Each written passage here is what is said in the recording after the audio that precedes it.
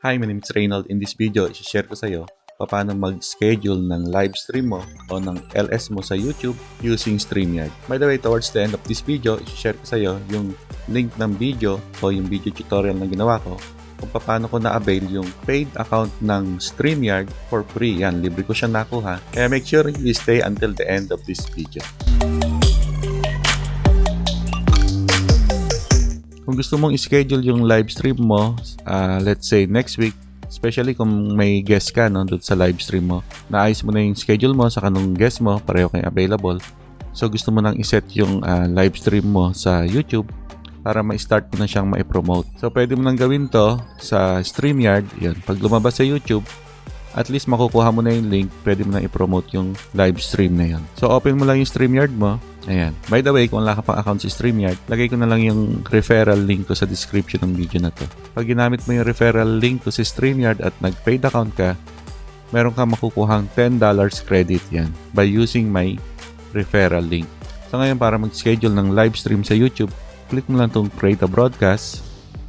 Tapos, piliin mo kung saan ka magla-live stream, no?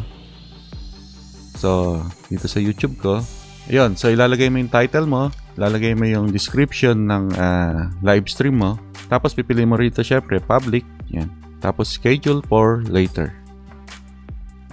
Tapos mahalaga na may thumbnail, especially pagka ini-schedule mo yung live stream mo. So upload thumbnail. So ngayon upload ko yung thumbnail. Yan. Tapos schedule ko to para bukas. So, bukas is Friday, 5 AM. Yan.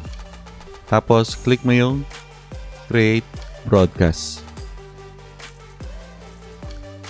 So, yun. Ganun lang kadali mag-schedule ng live stream mo sa YouTube using Streamyard. So, ngayon, para makita mo yung link sa YouTube, click mo lang itong 3 dots, tapos View on YouTube.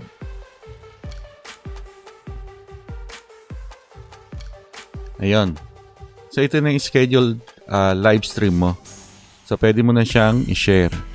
Pwede mo na makuha yung link at you can start promoting na ng live stream. Ayun. So, pwede mo na i-share sa Facebook.